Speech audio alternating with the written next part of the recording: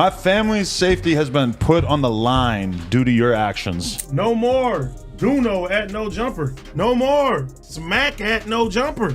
We gone, man. Me personally, I feel amazing, man. Adam22 built one of hip-hop's hottest platforms from nothing, then watched it crumble after a series of moves cost him his team, his money, and his respect. We expanded too much during COVID at just about the exact moment that our revenue streams all took a hit. The cracks were already there, but what really sent everything over the edge? Let's break it down. The come-up. Adam Grammy came up in New Hampshire. No ties to hip-hop whatsoever. Zero street cred. His first taste of putting out content was through the BMX world, running a brand called On the Come Up. That little operation gave him the whole blueprint for what came next. Around 2015 to 2016, he launched No Jumper as a hip-hop blog that later morphed into a full-blown podcast network and YouTube platform. The whole play was simple. Pull up with U-Panned coming rappers and let them put the world on. At the time, the SoundCloud wave was going crazy and nobody else in media was tapped in. Adam was the first one to clock it. TK, Lil Xan, and the late great Lil Peep, all of them had music videos hosted on the channel.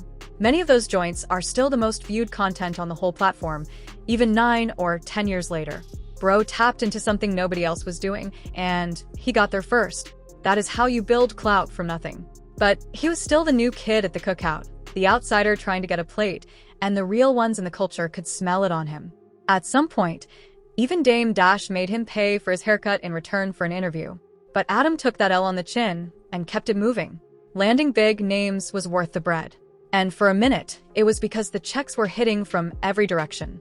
No cap. What does the whole brand make in a month or in a year? No Jumper might bring in $1 million a month. A ticket a month. On top of that, their Patreon was pulling 6 figures monthly, and Facebook alone was bringing in a couple hundred racks a month. That is the kind of bread that makes a man feel untouchable. That is boss money right there. The kind that has you believing you cannot lose. Then the pandemic slid through, and instead of slowing the whole operation down, it did the opposite. It sent everything to the moon. Views doubled. Some months they tripled. YouTube numbers were doing tens of millions monthly across the channels. Snapchat and Facebook were sometimes cashing out 6 figures each on their own. Everybody was locked in at the crib with nothing to do. And No Jumper was feeding them content around the clock like a 24-hour trap house for hip-hop media. So Adam did what a lot of cats do when the money is flowing nonstop. He started spending like the well would never run dry. We expanded too much during COVID at just about the exact moment that our revenue streams all took a hit. He reportedly blew close to $4 million on a massive warehouse and studio. Hired a whole army of editors, staff, and hosts. Brought on show after show, stacking the roster deep with people like Lil Housephone, AD, T, Rail, Sharp, and Lush. The math was easy in his head. More content equals more money. And for a stretch, it was printing. He went all in on the growth continuing. Mortgage running over 20 bands a month on the building alone. And that number only climbed higher once you stacked on property taxes, insurance, and random repairs. The pandemic ended. People went back outside, and No Jumper's numbers came right back down to earth, but the overhead stayed parked exactly where it was, bleeding cash every single month. YouTube views fell back to regular. Snapchat and Facebook revenue got chopped by 80% or more. The Patreon, which used to be one of their biggest money movers, started tanking too. Revenue was drying up from every angle, and Adam was stuck holding the tab on a building, a deep staff roster, and a monthly burn rate that the business could no longer carry. The gap between what was coming in and what was going out was about to get a whole lot wider. And the money was not the only thing this man was about to fumble. Profiting off pain. There was always a weird energy baked into No Jumper's whole identity. On one side, Adam played the role of the plug who gave underground artists their first real shot before any label or media outlet gave a damn. On the other side, the content had been sliding further and further away from music and deeper into the trenches of street drama, violence, and messy controversy. And the line between documenting the culture and straight-up pimping it for clicks was one that Adam seemed more and more willing to hop over. One of the earliest warning signs came when Boon Gang pulled up to an interview completely gone off something visibly in no shape to be on camera. To keep it a stack, Adam did try to shut it down, but the footage still went up and it racked up 5 million views. He tried that move with Trippie Redd one time, pushing a question about the Tekashi 69 situation that Trippie clearly was not about to entertain. Trippie just ignored the bait entirely, leaving Adam looking goofy on his own show. These moments were stacking up, and the way folks in the culture were looking at Adam was hardening into something permanent. Culture vulture. Straight up. The smoke really hit different when people from outside the no-jumper ecosystem started pulling up and calling him out to his face. One of the most savage exchanges came when a critic went straight at him for making bread off the trauma of young black men caught up in violence. There was no sugarcoating, no diplomacy, just a straight-up call-out. These were real families dealing with real loss, and No Jumper was out here flipping that pain into YouTube ad revenue. Adam's defense was that the people on the show benefited from the exposure too, but the critic was not having any of it. He asked if Adam was monetizing this black beef trauma that these guys are going through. And Adam answered, I mean, incidentally, yes, I am monetizing it because when we make content on YouTube, it's monetized by default. He said it out loud. He said, the content gets monetized by default, and the people wanted to see it. Adam was not even denying the accusations. He was just framing it like a businessman instead of a vulture. And for a hot minute, some of the audience actually rocked with him, because he was at least keeping it real about what he was doing. But whatever goodwill was still on the table got wiped clean when Adam decided to sit down with Blockstar, the man who got locked up for the murder of Pop Smoke. That decision alone was enough to set the internet ablaze. But the interview itself made the whole thing 100 times worse. Blockstar sat in that chair and showed zero remorse for what happened, talking about it like it was just another day in the field. It wasn't intentional. I'm not sorry about nothing. It should never happen, but I ain't sorry. I mean, like if I could go back, I'll go back, but I ain't sorry. Adam tried to spin it as preserving some kind of historical record. He hopped on Instagram to explain himself. I didn't do that interview because I don't care. That's what a lot of people seem to think, is that Adam just doesn't give a f. That's not the case at all. Nobody was buying it. The hip-hop community saw it as the final receipt they needed. This man would platform anybody, no matter how foul the situation, if it meant clicks and views. The interview drained whatever goodwill he had left in the community. And from that moment on, the culture vulture tag was not just an opinion anymore. It was gospel burning from the inside. While Adam was getting cooked by the outside world, the internal situation at No Jumper was imploding in ways that were far more personal and far more ugly. The squad that helped carry the platform through its glory days was about to break apart in the most public, messy fashion imaginable. And the thing that set it all off was a moment so reckless that it permanently changed how people viewed Adam as a human being. The whole thing kicked off when a trans guest came on the show and right there in the middle of the conversation appeared to out Lil House Phone for having had a private situation with them. Never mind. Come on, let's hear the impression. No, I was going to impersonate someone that I shouldn't have. Oh, come on. You've already sold out entire life here. It got real quick. The guest made it crystal clear that they had no obligation to keep quiet about anything. I sign NDAs and I take them very seriously, so just letting everybody know that. I'm guessing. He didn't convey me. Yeah. House Phone got blindsided on camera. Something deeply personal, something that was absolutely nobody's business, got dragged out into the open in front of millions of potential viewers. And this was not even the first time Adam had been foul with him. He had already caught heat for making jokes about the abuse that House Phone's mother went through. He beat the shit out of my mom one time, and I saw it. I saw it with my own eyes, and he literally almost killed her. House Phone shared something real, something raw, something painful, and Adam flipped it into a punchline like it was nothing. Well, now you're gonna have another weird phone call. I know, right? I know, actually. Your uncle gonna be like, you know this guy in a little house phone? After the outing incident, House Phone hit Adam up and told him straight, do not air that segment. He was crystal clear about it. He called.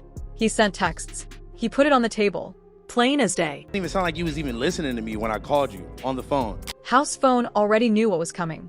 He had been around Adam long enough to understand that content always took priority over people. You saw the text messages of me. I asked you not to put it out. You asked me to edit it out. I asked you not to put it out. The first thing that I said was, can you not put it out? Adam dropped the episode anyway, and that move lit the fuse on a confrontation that would permanently split the No Jumper roster in half. The argument that followed was straight up one of the hardest to watch moments in No Jumper history.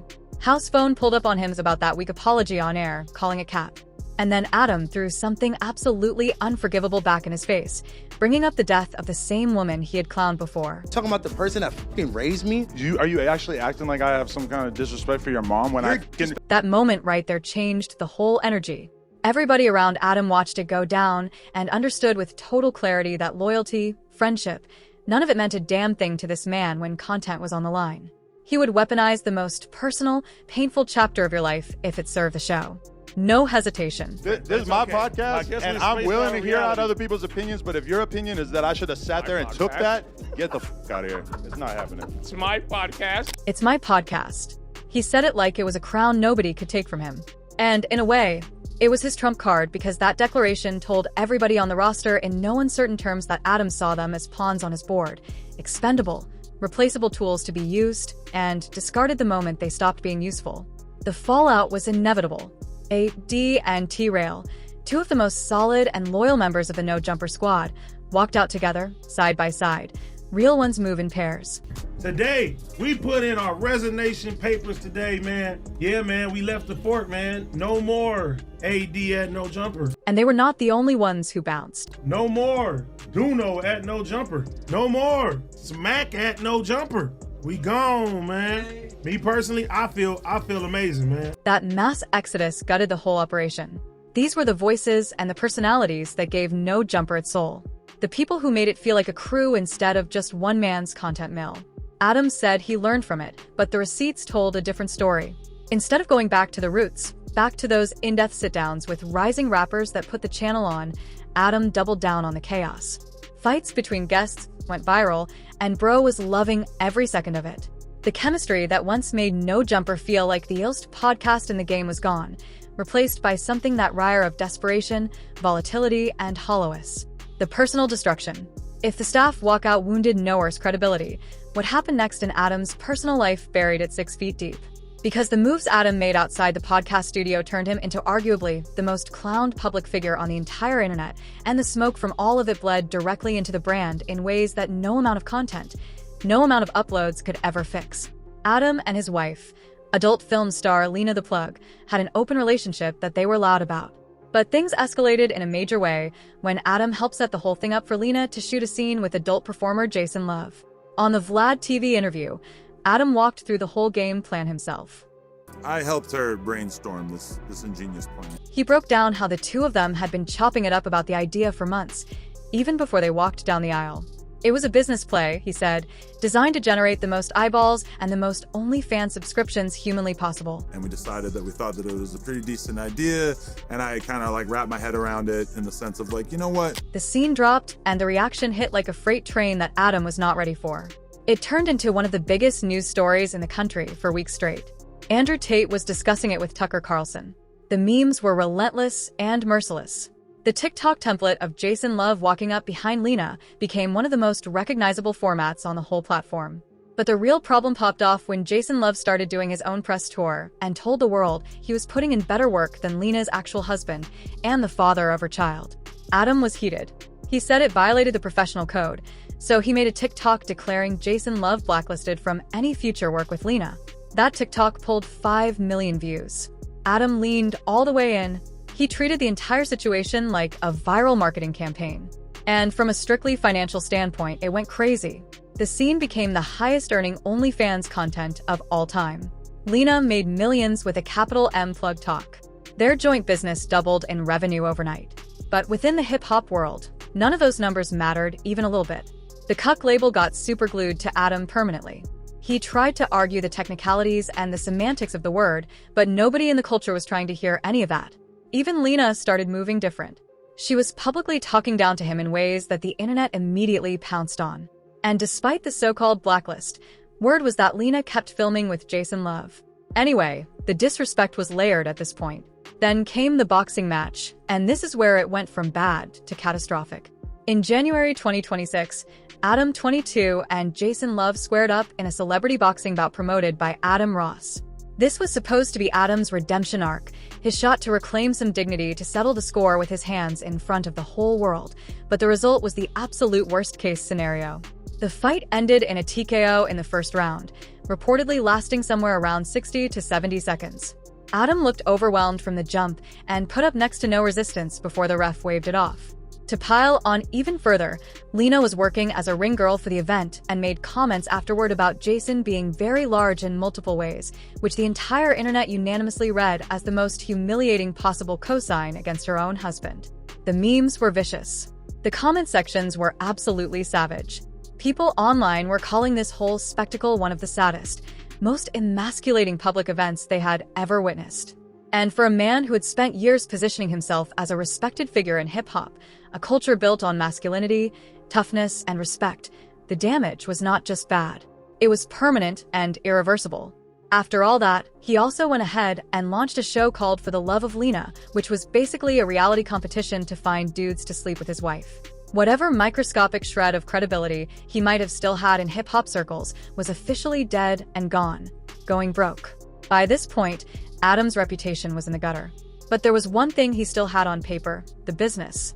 No Jumper was still a running operation with 4 million subscribers, a lineup of shows, and content dropping every single day. Except behind the curtain, the numbers were painting a completely different picture, and the financial walls were closing in from every direction like a vice grip. Before the money situation even went public, Adam managed to torch his credibility with his own fan base, way that was almost impossible to come back from. He got wrapped up in a crypto rug pull on the Solana blockchain, announcing his involvement in a coup coin just 30 minutes before launch. The coin pumped from 500,000 to 4 million in market cap. Then Adam and the other investors dumped their bags, crashing the whole thing back down to around a 100,000. Classic pump and dump. Textbook finesse. The irony was thick enough to choke on. Adam had literally tweeted against this exact type of scam back in 2021, calling crypto schemes and NFTs equally worthless digital junk. Now, here he was running the same play on his own audience. YouTube investigator CoffeeZilla caught wind of it and pulled up with all the receipts. In DMs that later surfaced publicly, CoffeeZilla told him the truth to his face, saying he shouldn't run a coin, that he's either going to scam or get scammed. Then came the announcement that rocked the whole landscape. In April 2025, Adam dropped a video titled "No Jumper is Going Broke." He came out and said the company was hemorrhaging money and he could no longer keep it under wrap. In a separate sit-down with DJ Vlad, he tried to contextualize the whole mess. Yeah, it's funny seeing people try to dunk on me where it's like, bro, I chose to share this with the world, so clearly I'm not too embarrassed about it. He broke down the numbers for everyone to see. The Instagram account, which the team had spent almost a decade building up from nothing, got deleted overnight with zero explanation and no strikes on record. That account had been a major bag. They were selling sponsored posts on it consistently, and that whole revenue stream evaporated practically overnight. On top of that, a lawsuit from former employee Harmonious Yearly came through alleging wrongful termination, and another former employee, Riley G., alleged sexual harassment. Adam called the whole thing an extortion attempt. Now, essentially everything in this lawsuit is completely fictional, and every lawyer that I've spoken to about it has described this as basically an extortion attempt, but it still cost us a ton of money already. The legal fees alone were projected to run into the hundreds of thousands. So, Adam started making cuts. He chopped around 15 employees in a short window, announced the shutdown of the No Jumper store on Melrose in LA, and put the warehouse on the market. In the Vlad interview, he admitted he wished he had kept the overhead slim from the jump, pointing to Vlad's lean model as the blueprint he should have followed all along. But the federal situation is what truly darkened the whole picture to pitch black. When the Big U federal RICO indictment dropped, it swept up Adam's regular co-host Brick Baby and recurring guest Loose Cannon. Then WAC 100 broke the news live on Adam's own platform that the feds had come knocking at his door. So, man, I just called my attorney to try to get him down there so Adam don't be doing no telling, bro. Man, they saying Adam's locked up. Adam later clarified he was not arrested and was cooperating. But the damage to the brand was catastrophic. The perception of No Jumper as a snitch pipeline, a place where the feds could just pull footage and build cases, became impossible to shake. Guests started guarding their words on camera like they were in an interrogation room. One telling moment came when rapper Lil Reese subtly told his homie to stop talking reckless while sitting in the No Jumper studio. Another guest, X4, went completely silent when Adam asked about a street situation, hitting him with a stone-cold stare until Adam had no choice but to switch the subject. I saw this video that alleged that it was you involved in this crazy-ass shootout. What was that situation? The silence that followed was louder than any answer could have been. Maybe it might not have been you. I'm not 100% sure. Yeah, I don't think it was me. By the end of 2025, Adam himself admitted it was an all-time low for the brand. Joe Button was having the time of his life, watching it all unfold. These just fall flat on concrete every time. It never fucking fail. Longtime viewers were dancing on the grave. The Reddit comments were absolutely ruthless. One user wrote that from a guy who has been watching since 2015. This is so satisfying. Adam was now reduced to sliding into DMs on X, offering to respond for life to anyone who paid $5 a month for a YouTube membership. From kingpin of hip-hop media to begging for fivers, that is what rock bottom looks like when you built your throne on sand. For Adam, this must be really painful. At one point, he was viewed as among the biggest players in hip-hop that people flocked to every month. And that is the whole story of Adam22, a dude who built something real, something that actually moved the needle in hip-hop, and then systematically tore it down through greed, recklessness, cold-blooded treatment of the people closest to him, and a stubborn refusal to ever take an L and learn from it until the bread forced his hand. He still swears he is going to survive this. He still drops content. He still streams. But the era of no jumper being a force in the culture, that is a wrap, and everybody watching knows it. So let me ask you this. When everything started falling apart for Adam, was it bad luck or solely the result of the moves he chose to make? Let me know what you think in the comments. For more videos like this one, click on this next card on your screen.